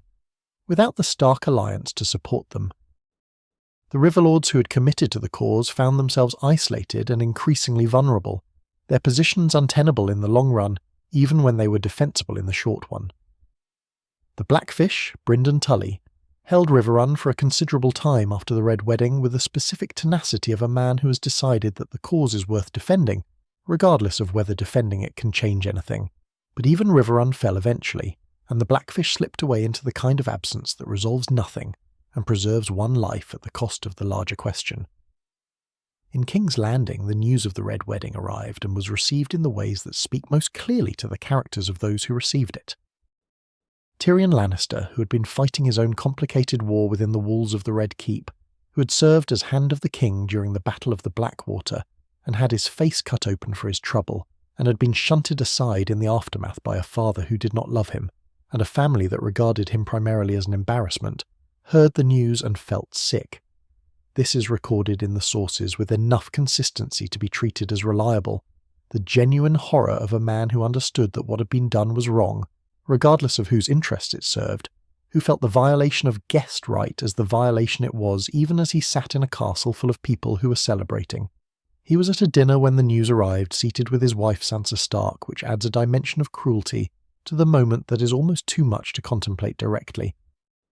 Sansa, who had already lost her father to Lannister justice and her brother Bran and Rickon to the Ironborn occupation of Winterfell, and had been living for years as a captive in the house of the people who had destroyed her family, received the news that her mother and her brother were dead with the specific shock of someone who has already been hit so many times that the capacity for shock should theoretically have been exhausted, but somehow has not been. Tyrion, watching her receive this news, felt something that the sources describe as close to shame, the particular shame of a man whose family name is on the weapon that has just been used against the person sitting next to him. Cersei received the news with satisfaction, which is perhaps the most honest description available, even if it is not a flattering one. The Stark cause had threatened Lannister power and the Lannister children, and Cersei's relationship to anything that threatened her children was one of implacable hostility that did not leave much room for nuance or scruple. The Red Wedding had ended the Stark threat. From Cersei's perspective, this was an outcome to be welcomed, and she welcomed it without the private discomfort that even Tywin seems to have felt, or at least performed. She had never had much patience for the pretense of regret about necessary measures. Tywin himself received the news with the quiet satisfaction of a man whose plan has worked. He was not, by the accounts available, a man who gloated, or at least not obviously. What he expressed, publicly, and in private correspondence, was something closer to the calm approval of a general whose strategy has produced the anticipated result. The war in the north was effectively over. The Stark cause was broken. The cost to Lannister forces had been negligible, because the cost had been borne almost entirely by the Freys and Boltons, and the conspiracy that Tywin had helped construct, but had not had to execute personally. This was, in Tywin's understanding of such things, elegant. The cleanest possible solution to a problem that had been requiring increasingly expensive conventional military responses. What Tywin perhaps did not fully account for, or perhaps accounted for and decided to accept, was the moral cost of the method. The Red Wedding was not received across Westeros the way that a military victory is received. Military victories produce losers who are defeated, and winners who are acknowledged. The Red Wedding produced something different, a widespread revulsion that crossed the lines of political allegiance, that found people on the Lannister side of the war expressing private horror alongside people on the Stark side. The violation of guest right was too fundamental, too ancient, too deeply embedded in the shared moral culture of Westeros to be received as simply another instrument of war. Even people who had no love for the Starks, even lords who had been happy enough to see the Northern cause defeated, found themselves uncomfortable with how the defeat had been achieved. The North's reaction deserves particular attention, because it was the reaction that would have the longest consequences and the most durable shape. The North does not forget. This is not merely a saying, not merely the kind of thing people in difficult climates tell themselves to feel better about their difficulty. It is a genuine description of how the Northern culture processed and stored and carried its grievances and its loyalties across time. The Northmen who received the news of the Red Wedding received it not just as a political defeat, but as something that cut deeper, something that engaged the specific Northern sense of honour and debt, and the obligation that exists between a lord and those who follow him. Robb Stark had been their king. He had been young and brave and not without his flaws, but he had been theirs, chosen by them in that cold camp in the aftermath of the Whispering Wood, and he had been murdered beneath a roof that was supposed to protect him by men who had eaten at his side and accepted his trust.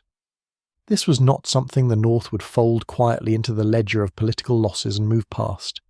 This was something that would be carried, in the specific Northern way, forward into the future, held in the collective memory of a people who understood that some things require answering regardless of how long the answering takes. The lords who bent the knee after the Red Wedding did so because they had to, because the alternative was destruction and their families needed them alive. But bending the knee and having your heart changed are different things, and the northern lords who submitted to Bolton rule in the aftermath of the Red Wedding submitted with a reservation in their hearts that Bolton gold and Bolton threats could not entirely reach. They bent. They did not break.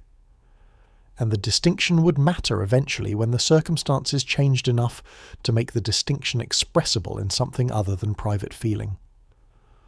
Jon Snow was at the wall when the news reached him, far north of everything, embedded in the specific extremity of Castle Black and the enormous ancient structure of ice that marked the boundary between the known world and the darkness beyond it. He had been living his own complicated story, had ranged beyond the wall with the wildlings and returned and been trying to reconcile what he had seen and done beyond the ice with the obligations and identity that waited for him on this side of it. The news of his family's deaths arrived into all of this with the specific cruelty of news that finds you when you're already overextended, already stretched between competing loyalties and identities, already asking more of yourself than you are certain you have to give. What Jon felt when he learned that Robb and Catelyn were dead is recorded only in the most general terms, which perhaps is appropriate because there are kinds of grief that resist specific description, that exist below the level of words in the body and the bones. He had not seen Robb in years. He had not seen Catelyn in years. He was a bastard of the family, the half-brother who had been loved and included, and also always marked by the circumstances of his birth, always standing slightly to the side of the legitimate Stark children, in the way that the world arranges such things, and yet Robb had been his brother in every way that mattered. In every way that grows up in the same grey halls and spars in the same yard and learns the world from the same two parents. The loss was real, and it was enormous, and the wall was a cold place to carry it. The Stark children who remained scattered across the world received the news in their various situations and carried it in their various ways. Sansa was in King's Landing, as we have noted, and the particular horror of her situation, captive in the house of her family's destroyers, surrounded by people who were either celebrating or carefully not celebrating, is a thing that requires very little elaboration to appreciate fully. She had learned, over the years of her captivity, a specific and hard-won skill of not showing what she felt on the surface she presented to the world, and she used this skill now with the desperation of someone whose survival depends on not giving her captors anything they can use. Arya was closer. Arya was, in fact, devastatingly close. She had been travelling with Sandor Clegane, the Hound, through the Riverlands, and in one of the cruelest geographical accidents of the entire war she had been within sight of the twins when the Red Wedding happened. She had been at the gates when the sounds began. She had been close enough to almost reach her brother, and the distance between almost and actually is the longest distance in the world, when what lies on the other side of it is something you cannot get back.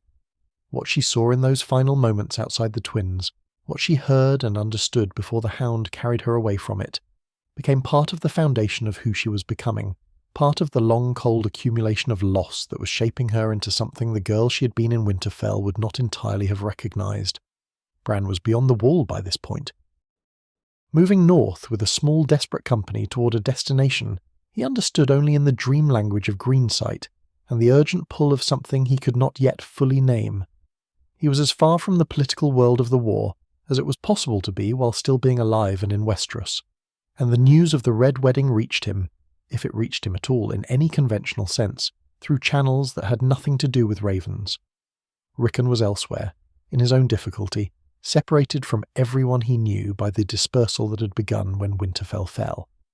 The historical debate about the Red Wedding began almost immediately, which is perhaps the most human response possible to an event that resists easy categorization.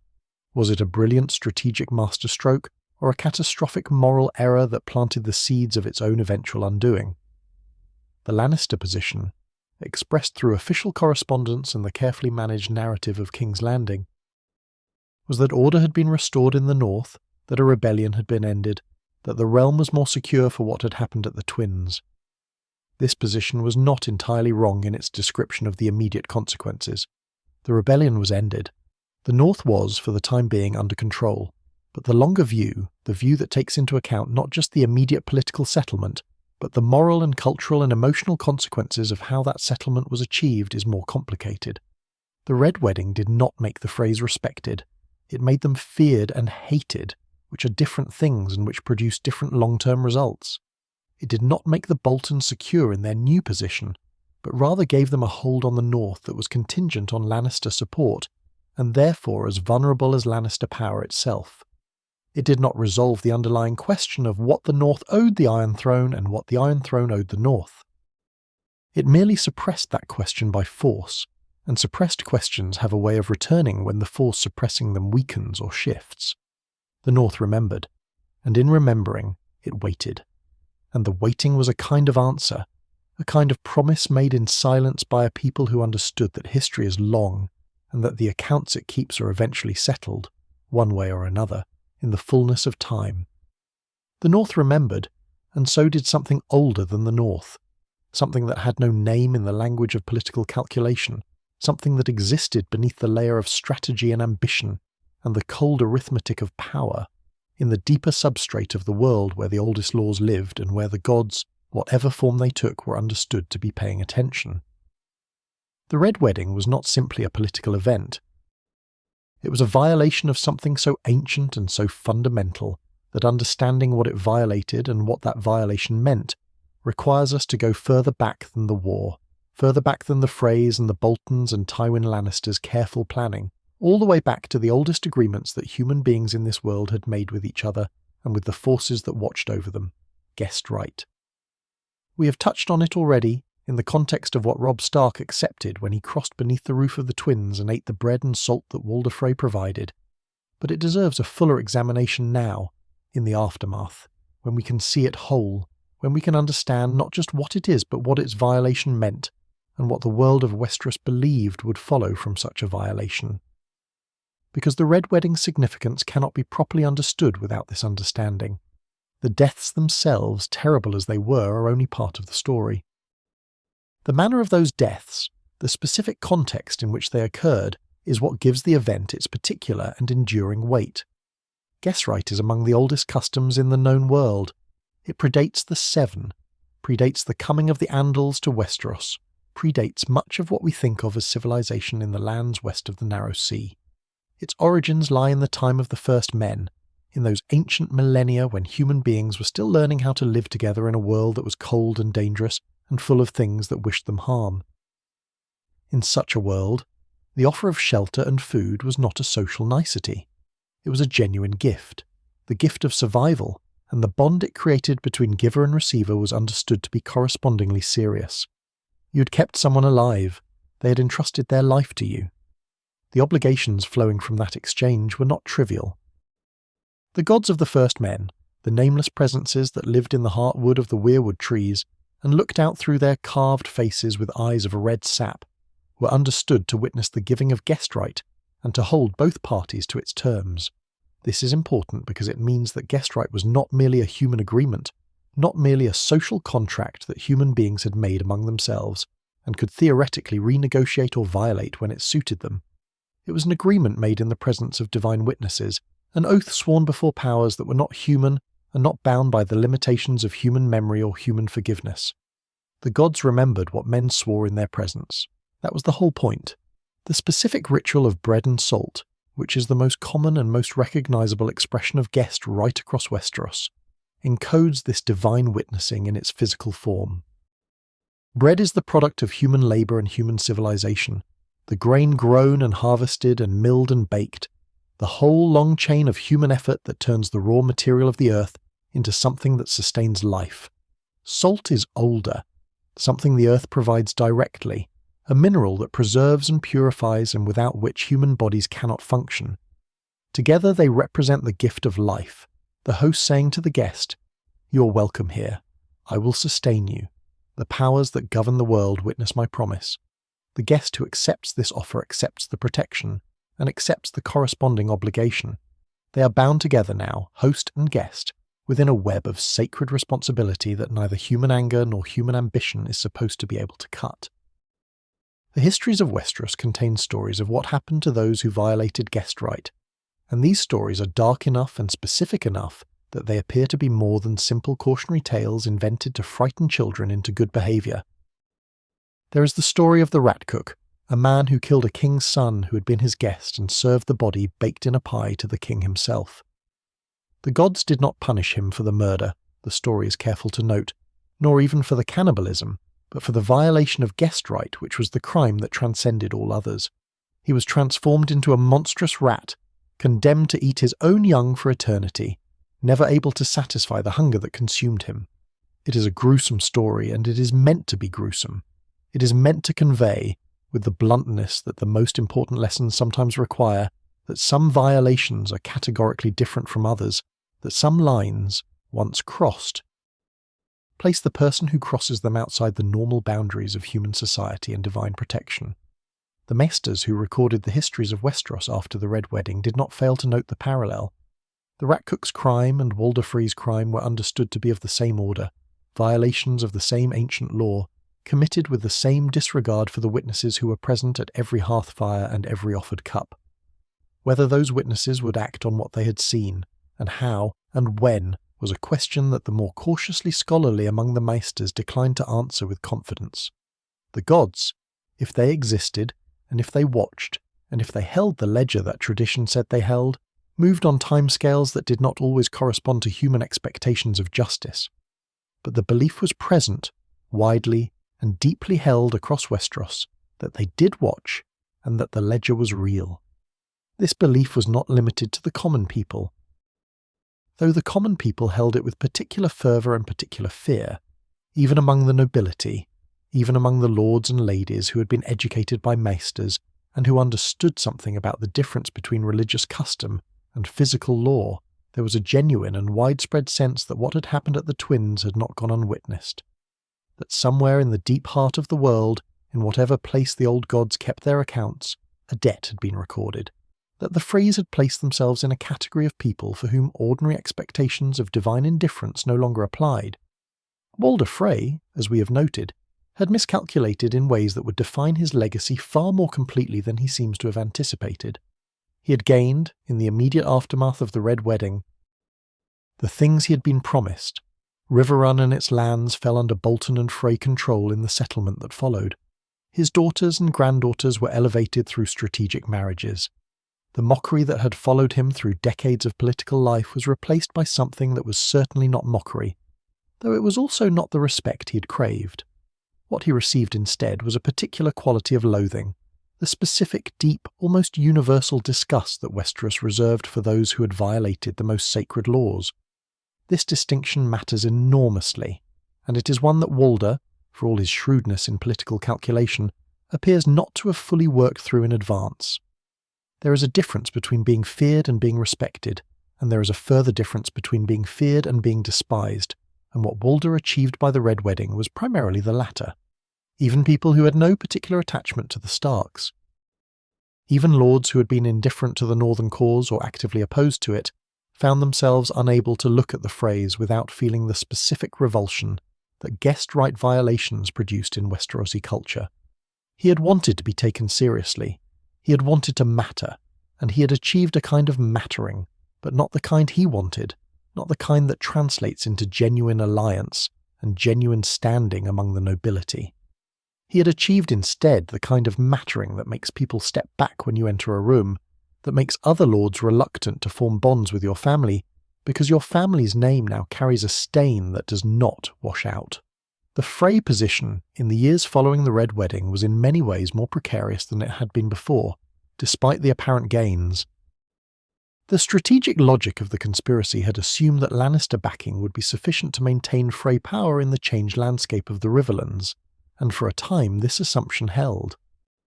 But Lannister power was not as stable as it appeared in the immediate aftermath of the Red Wedding, and as the political situation in King's Landing continued its complicated and increasingly chaotic evolution, the Frey position became progressively more exposed. The allies who had made the Red Wedding possible and profitable were themselves moving through their own crises and dissents, and the Freys found themselves, as the years passed, increasingly isolated in the specific way of people who have done something that everyone remembers and no one forgives. Roose Bolton's calculation was different from Walder's in its sophistication, but not, ultimately, in its outcome. He had understood clearly what he was doing and why, had weighed the costs and decided they were acceptable, had secured the wardenship of the North and the legitimization of Bolton rule through the conspiracy's success.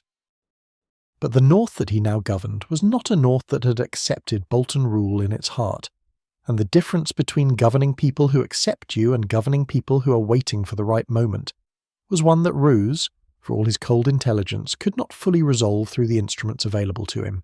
He ruled through fear and through the Lannister connection that underpinned his authority, and both of these supports were less stable than they appeared.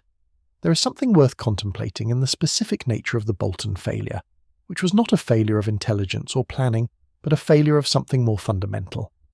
Roose Bolton understood power as a mechanical system, a matter of force and calculation, and the correct application of sufficient leverage.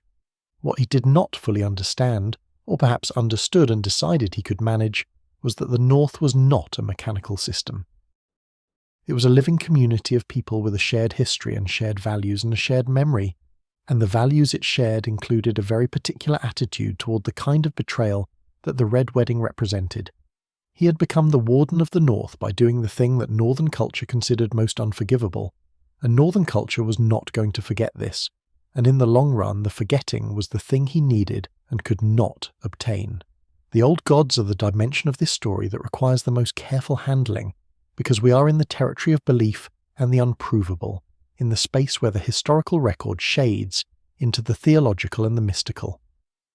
The ASOIAF world is one in which the supernatural is real, in which magic and prophecy and the warging of animals and the visions of greenseers are genuine features of the landscape, rather than mere superstition. In such a world, the question of whether the gods witnessed the Red Wedding and whether they intended to respond to it is not a purely rhetorical question. It has a genuine answer, or at least the world the story takes place in contains the conditions for a genuine answer. The weirwood trees that stand in Godswoods across the north are understood, in the traditions of the first men, to be the physical presence of the old gods in the world, the points of contact between the divine and the material, the places where the boundary between what is seen and what is unseen becomes thin enough to feel. The carved faces in those trees, the eyes of red sap that seem to watch and to know, are not decorations. They are windows. And what looks through them has been looking for a very long time, has seen the full sweep of human history in the lands where weirwoods grow, has been present at every oath sworn in their presence, and every oath broken in their sight. Robb Stark had prayed in Godswoods. His father before him had prayed in Godswoods. The Starks and the North had maintained their relationship with the old gods through all the centuries since the Andals had brought the Seven to the south, had kept their weirwood standing when southern kingdoms cut theirs down, had preserved the oldest forms of worship in the oldest lands, with the specific persistence of people who understood that some things should not be abandoned, simply because the fashions of civilization had moved on. The Red Wedding was committed against people who lived under the protection of those ancient witnesses, against a king who had sought guidance in the Godswood of Riverrun before marching to his death, against a cause that had been rooted in the northern values that the old gods had always overseen. Whether the old gods answered, and in what form their answer came, is something that the narrative of subsequent events allows us to contemplate without requiring us to make definitive theological claims. What we can observe is that the outcomes which followed the Red Wedding did not, in the long arc of things, favour those who had planned and executed it. The Lannisters, who had orchestrated the conspiracy, moved into a period of steep and accelerating decline that would within a few years see their power broken and their family diminished beyond anything that seemed possible in the triumphant immediate aftermath of the twins. Tywin himself did not live long beyond his greatest strategic victory, dying in circumstances that have their own particular symbolic weight, killed by the son he had always despised, in a place that stripped every pretension of dignity from the manner of his death. The Boltons held the north for a few years, ruling it with the combination of fear and Lannister support that was all they had to hold it with, and then they were broken in the same north they had betrayed, destroyed by forces that included the surviving remnants of the Stark cause, and the fierce, implacable will of a people who had been waiting with the patience that cold climates teach. Roose Bolton died at his son's hand, which is its own kind of comment on what happens to families built on betrayal. His son Ramsay, who was in every way an amplification of his father's cruelty, without any of his father's intelligence to moderate it, destroyed everything Roose had built in a matter of months, and was himself destroyed on the field outside Winterfell, the same castle whose possession had been the prize of the entire conspiracy. Walder Frey's end came in the twins itself, in his own hall, at his own table. The symmetry of this is the kind of symmetry that feels, when you contemplate it, like something more than coincidence, like the world insisting on a particular kind of poetic justice, like the accounts being settled in a way that reflects the specific nature of the debt. He was old and he had lived longer than most people live, had accumulated more family and more power and more resentment than most people accumulate, and he died in the place where the guest right had been broken, in the hall where the bread and salt had been offered and the promise violated, with the red fork running past outside in the darkness, as it always had and always would. The broader question that the Red Wedding poses for anyone thinking carefully about the world it happened in is a question about whether the moral arc of history bends, whether the ancient laws have real enforcement mechanisms, whether the debts recorded in the ledger of the gods are actually settled, or whether the language of cosmic justice is simply the story that the powerless tell themselves to endure the victories of the powerful. The ASOIAF world does not answer this question cleanly, because it is a world of sufficient complexity and moral ambiguity that clean answers are not on offer.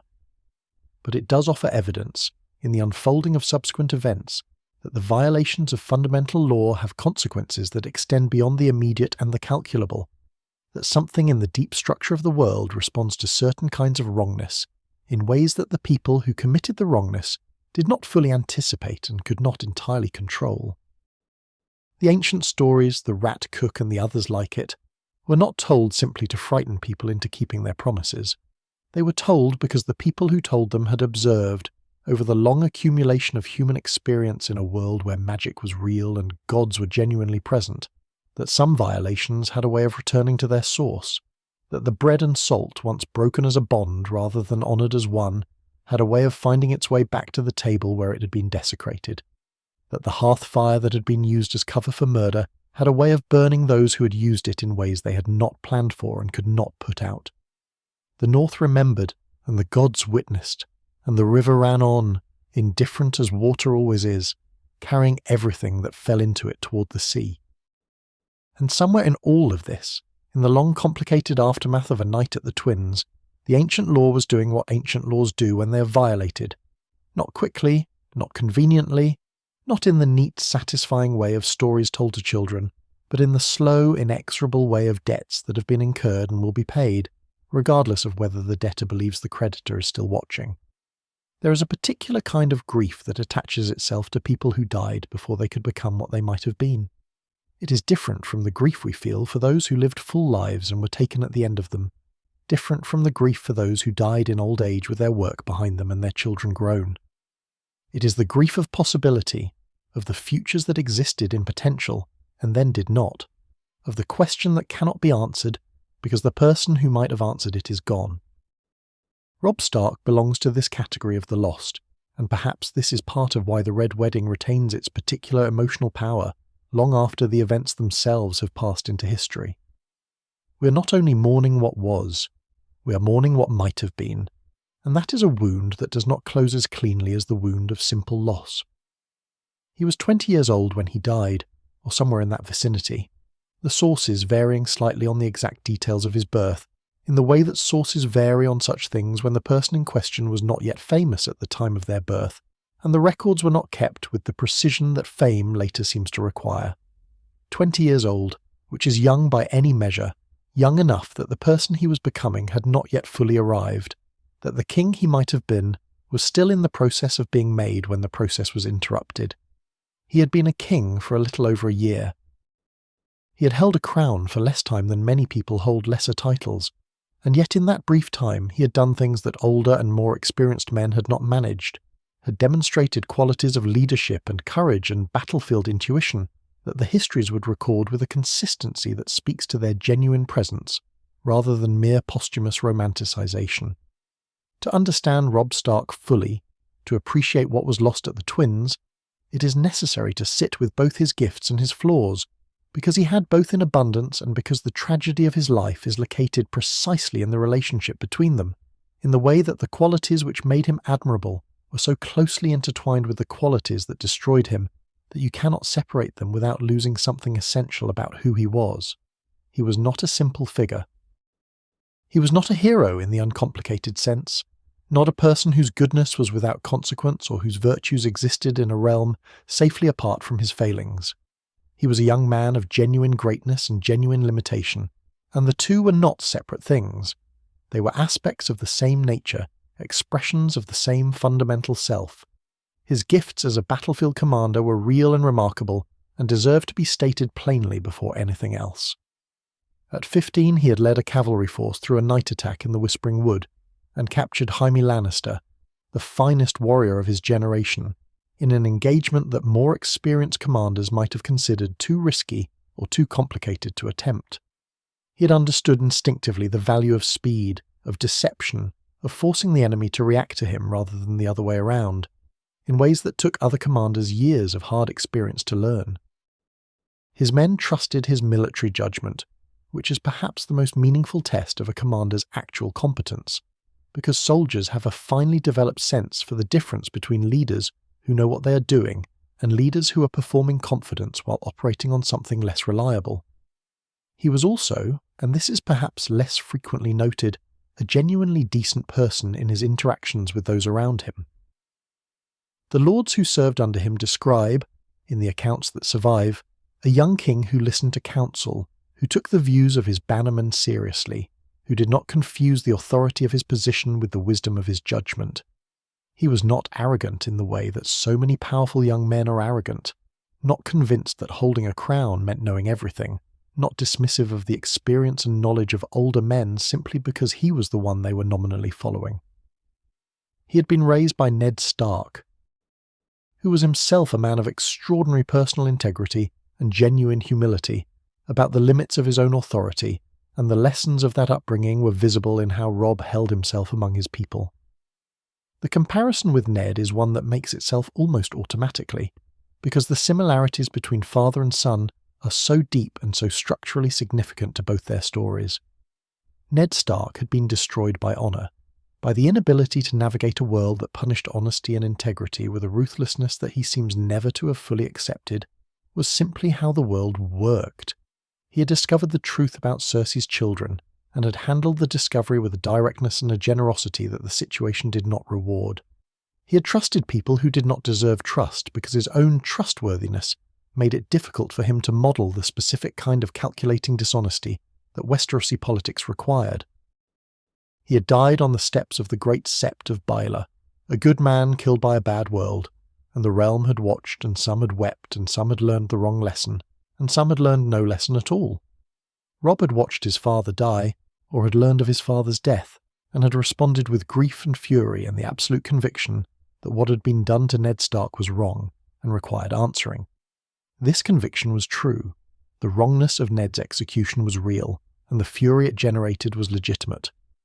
But the response to legitimate fury is not always wise, and the campaign that Robb launched in the aftermath of his father's death, while brilliant in many of its tactical dimensions, was also in some ways the expression of a young man who had decided that the world's wrongness was something he could correct through the force of his own righteousness and the excellence of his generalship. This is a beautiful thing to believe. It is also, in a world as old and complicated and morally indifferent as the one Robb Stark inhabited, a dangerous thing to believe. The marriage is the place where the parallel with Ned becomes most acute, the place where the specific Stark way of being in the world, the inability to separate personal feeling from political obligation, the insistence on acting from the heart even when the heart's direction runs counter to the head's advice, expressed itself most fatally. Ned had acted from his sense of honour in ways that ignored the political consequences. Robb acted from his grief and his love in ways that ignored the political consequences. The mechanism was different, but the structure was the same prioritisation of internal integrity over external calculation, the same refusal to be the kind of person who does what is expedient rather than what feels right.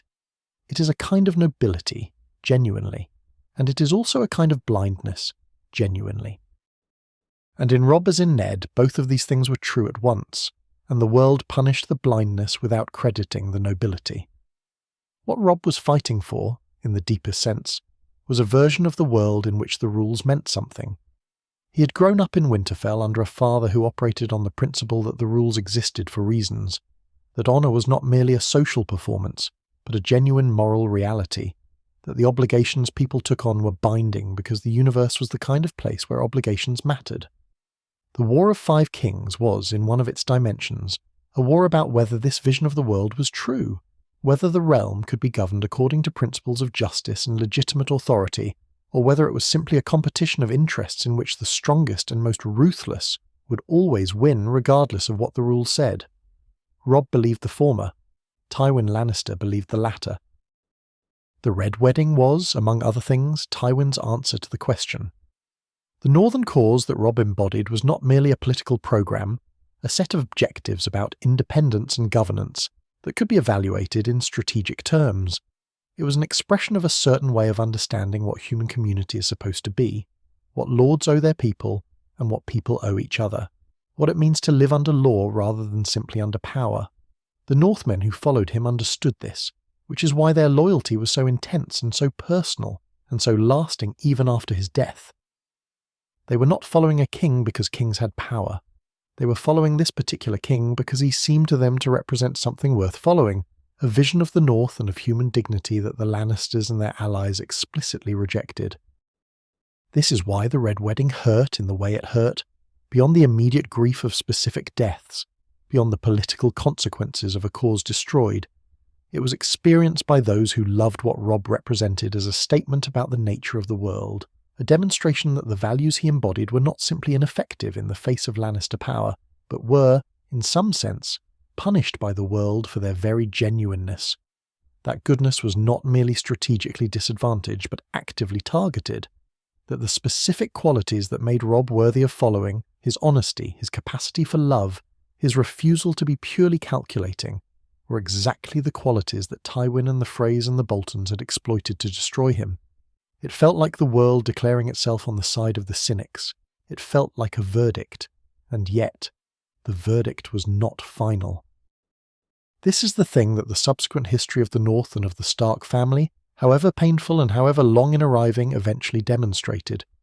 The Northern independence movement did not die at the Twins. It went underground, went into the silence and the waiting that Northern culture is so well equipped for, went into the specific form of preservation that a people carries when it cannot yet act but refuses to forget. The idea of a free North, of a North that governed itself according to its own values and answered to the Iron Throne on its own terms, persisted through the Bolton occupation and beyond it, carried in the hearts of people who had bent the knee without changing their minds. The Starks themselves, scattered and grieving and operating under conditions that should, by any reasonable estimate, have ended them, did not end. Sansa survived her captivity and learned from it the specific skills that her father and her brother had not possessed, the ability to navigate a world of performance and concealment, to play the game of faces that the deadly political environment of Westeros required, without losing herself entirely in the playing. Arya moved through the world on her own path, becoming something that defied easy categorization, carrying her grief and her list, and her extraordinary stubborn aliveness through circumstances that would have broken people, formed from less durable material. Bran travelled north toward a destiny that had nothing to do with crowns or wars, and everything to do with the oldest forms of knowledge and witness that the world contained. The northern independence that Robb had died for arrived eventually, though in a form and through circumstances that he could not have predicted. It came not through military victory in a conventional sense, not through the kind of campaign he had been running when the Twins ended it, but through the long, strange road of subsequent events, through the catastrophes and transformations that reshaped the entire political landscape of Westeros in the years after the Red Wedding. It came after the Long Night and the Battle of Winterfell and the final dissolution of Targaryen power, and it was secured by a Stark, though not the Stark who had first raised the banner of northern independence in that cold camp in the Riverlands. Sansa Stark became queen in the north, and the independent north that Robb had wanted became real, though it took years and oceans of suffering to arrive at. Whether this counts as vindication is a question that resists easy answering, because vindication is a word that implies a tidiness to outcomes that the world rarely provides. Robb was dead. Catelyn was dead. The men who had followed Robb with such devotion were mostly dead, their bones scattered across the Riverlands and the north in the fields and beside the roads where war had found them. The cause that had seemed so righteous in those first bright weeks had been broken by treachery and political calculation, and the specific ruthlessness of people who did not believe that righteousness was relevant to the question of who won. No amount of eventual northern independence could undo these losses, could return the dead to the people who mourned them, could refill the years of grief and displacement and danger that the survivors had passed through. But something had been preserved. The idea that Robb Stark had fought for, the idea that the North was its own place with its own values and its own right to govern itself according to those values, had survived everything that had been done to destroy it, had persisted through the Bolton occupation and the wars and the long catastrophe of the subsequent years, and had eventually, in the fullness of time, found its way to something like realization. This is not a triumph in the uncomplicated sense. It is something quieter and more complicated, a partial accounting, a recognition that some things that are fought for are worth fighting for even when the fighting fails, that the value of a cause is not determined entirely by whether it wins in the short term, that history is longer than any individual life, and does not always deliver its conclusions on a schedule that the living can appreciate. Robb Stark was a young man who loved his family and his people, and the land that had shaped him, who fought for what he believed was right with a ferocity and a skill that the historians who wrote about him acknowledged, even when they were writing for audiences who had benefited from his defeat.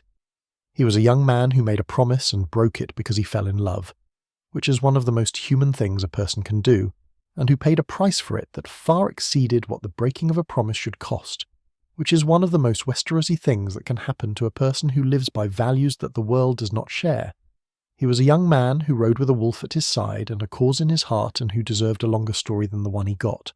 The grey wind ranging ahead of the column on those early marching days, the great dire wolf moving through the northern landscape with the ease of a creature perfectly suited to its world, is perhaps the image that stays longest.